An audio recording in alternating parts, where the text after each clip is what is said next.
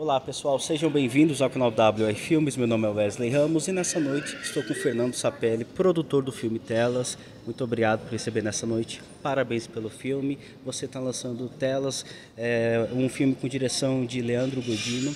O filme esteve na Mostra de Cinema de São Paulo e logo em sequência já está na Mostra do Festival Mix Brasil. Como tem sido para vocês estrear tanto na mostra e agora no festival e ter finalmente o filme Telas sendo exibido para o público? Obrigado. Assim, a gente tá muito feliz. Infelizmente o Leandro não mora aqui em São Paulo. Ele mora em Berlim, então a gente, né, essa coisa de festival acaba descobrindo em cima da hora. Acabou não conseguindo estar aqui para acompanhar esse lançamento. É o primeiro momento que a gente está compartilhando o filme com o público. Então, né, um processo de ano, a gente começou a ideia em 2018, depois, enfim, produção aconteceu em 2021, 2022, durante a pandemia, para agora estar aqui com o filme lançando. Muita coisa acontece nesse meio tempo e que acaba sendo o melhor momento, né, de, enfim, finalmente colocar no mundo e entender como é que o público recebe as histórias que a gente está contando e... Enfim, na mostra foi uma experiência muito positiva, agora estamos aqui no Festival Mix e, enfim, feliz nesse momento. Telas foi adaptado de um curta-metragem do próprio Leandro. Gostaria de saber como foi essa aproximação, como surgiu essa ideia, esse interesse em aproximar com o Leandro e adaptar esse curta-metragem para esse longa. O Telas ele surgiu em 2018 de um encontro meu e do Leandro. Ele tinha esse curta que se chama Positive YouTubers. E o Positive YouTubers retratam 5 pessoas que vivem com HIV e que usam as redes para fazer ativismo, para compartilhar seu dia a dia, para informar. E foi um curta que teve uma ótima repercussão, viajou para festivais. E a partir disso, esse entendimento que tinha um estofo para a gente entender esse ativismo, né?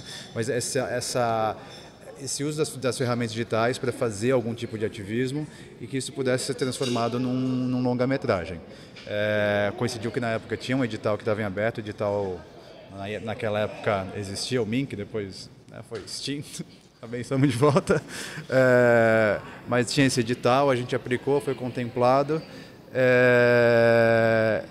enfim, a gente fez a produção só em 2021, 2022 e muita coisa, né, tinha essa ideia de adaptar a partir do curta, mas a gente foi entendendo com o tempo que o documentário ele tinha mais, enfim, tinha espaço para a gente diversificar mais as pautas ou esse tipo de ativismo que a gente queria dar voz no documentário. Então foi muito tempo de pesquisa também, para identificar os personagens, contatar os personagens, também entender. Foi um processo colaborativo, né, a partir também da experiência deles, disso trazer para o roteiro, para o desenvolvimento. E então a coisa naturalmente foi evoluindo até que a gente chegou, enfim, no Telas. E como foi essa aproximação? São 9 convidados, né? Como foi esse convite para participar do documentário? Acho que, assim, né, partiu dessa ideia assim, o documentário dá voz para pautas progressistas e influenciadores que estão abordando essas pautas, mas ele investiga se isso, a partir da perspectiva deles, isso é um entretenimento, se isso é um conteúdo que ele pode ser considerado um ativismo, se isso tem um impacto de fato com o seu público, como é que isso reverbera de volta em transformações reais ou não. Então, tinha esse entendimento que essa seria o fio condutor narrativo. Então, a partir disso, a gente foi identificando os personagens. Então, assim, tem desde pessoas que estão já super bem consolidadas em Instagram, YouTube, gente que ainda está um pouco iniciante, mas que aborda temas específicos. Então, acho que essa vontade de misturar experiências muito distintas, mas ao mesmo tempo que são complementares. A gente não queria que as pessoas trouxessem pontos de vista que fossem conflitantes. Todos, enfim, acho que eu já falei, mas todos são pautas progressistas.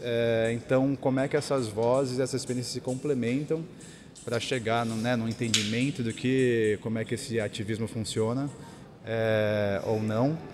E então que eles pudessem, nesse coral de vozes, coral de personagens, que eles pudessem de alguma maneira ter pontos em comum. Isso era importante para a gente. Bom, o filme ele já começa falando sobre o tempo de tela, né? Antigamente a gente falava muito, né, sobre a quantidade de tempo que a gente fica, né, na frente do computador, na frente do celular, mas agora de fato vocês já mostram que a vida agora é na frente das telas. Metade do nosso tempo de vida vai ser através das telas.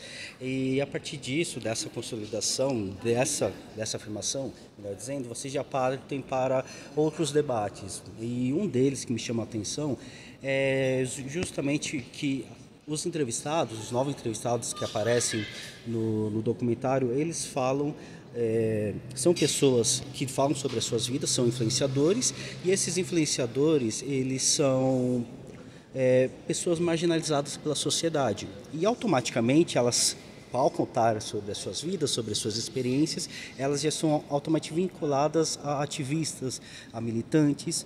Mas não é tão bem isso. É difícil a gente afirmar, né, um é militante, outro não é, mas automaticamente elas já foram vinculadas. E o filme traz um pouco desse debate. Como foi para vocês trabalharem, articularem essa questão no filme? Uma coisa assim, acho que é importante até em relação às telas, né? Porque existe essa linguagem no documentário que é a tela da tela, né? Então assim, você tem a tela do computador no documentário que faz parte da linguagem de fotografia, mas isso inclusive né, foi um filme que foi filmado na pandemia, então claro, tinha toda uma produção feita remotamente em que fazia sentido as telas do computador, do celular estarem presentes, porque como a gente conseguia filmar naquela época com segurança, seguindo os protocolos para todo mundo, mas o interessante é que antes mesmo o próprio curta do Leandro, ele já era um filme screencast, ele já era um filme feito com telas. Então, mesmo já tinha essa vontade de ter essa linguagem, mesmo depois sendo imposta pela condição da pandemia. O que, enfim, né, para a gente facilitou no sentido de, bom, já dentro do que é possível fazer, né, nessa forma de produção remota, a gente consegue se apropriar ainda mais dessa linguagem e transformar. Então isso, né, o próprio nome Telas, o primeiro título do filme se chamava Ativismo Positivo, depois foi Ativismo Digital, e acabou com Telas porque a gente entendeu que essas telas que fazem parte da nossa vida, que estão o tempo todo e que a gente não consegue mais escapar, acho que, né? Enfim, estamos aqui gravando em frente a uma tela, e é isso, é a nossa realidade. Em relação...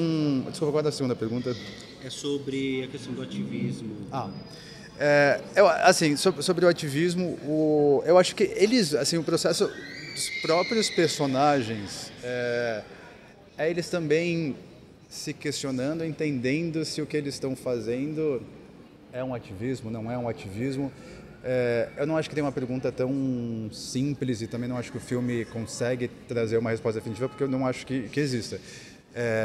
Mas eu acho que a gente vive né, no momento em que a tela, da mesma maneira que a gente está na frente aqui, essa mensagem vai chegar para alguém que vai consumir através da tela dela.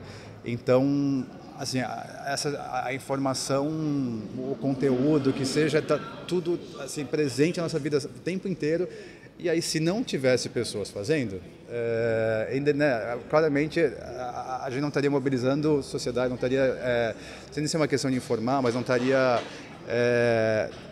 mudando aquilo que a gente quer mudar ou trazendo alguma forma de pensar diferente do que a gente pensa. Então, acho que, assim, fundamentalmente, essa é a principal ferramenta e que todos entenderam que tem em mãos esse poder de gerar a mensagem e não só recebê-la. Bom, esse é um documentário, o documentário é complicado, a questão do roteiro, e eu gostaria de saber um pouco mais como vocês construíram essa narrativa da história. Afinal de contas, é a vida dos entrevistados que a gente acompanha, o ponto de vista deles. Como que foi essa construção do roteiro?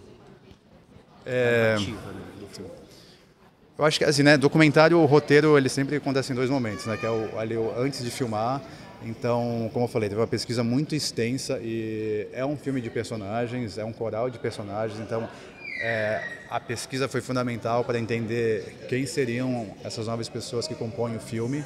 Então, a partir da definição dos personagens, a gente pôde desenhar os temas narrativos que permeiam todo o documentário. E o segundo momento é na edição, porque né, o Leandro elaborou o roteiro, tinha ali o que seria questionado para cada um. Foi um filme que ele foi feito em 15 diárias, era uma diária com cada personagem, filmado remotamente.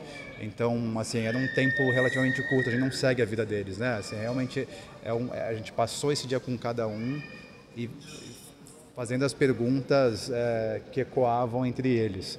E aí, com todo esse material, a gente foi para a edição, e aí que é esse segundo momento do roteiro, em que aí, a partir do que eles trouxeram para a gente, é que a gente entendeu o que o documentário de fato queria falar. Então aí nessa segunda etapa, o Leandro, né, muito à frente claramente como diretor, como roteirista, e também o Tiago Carvalhais, que é diretor e também assumiu um papel importante na questão do roteiro. Bom, para finalizar, já tem expectativa de estreia para o filme? A distribuição é da O2 Play e a gente deve estrear no primeiro semestre do ano que vem, 2024. Por enquanto está no circuito de festivais, seguimos aqui no Brasil, depois festivais fora do Brasil e depois chega aqui no público cinemas, enfim, nada nenhuma confirmada ainda, mas de uma distribuição para que o filme esteja disponível para todo mundo poder assistir.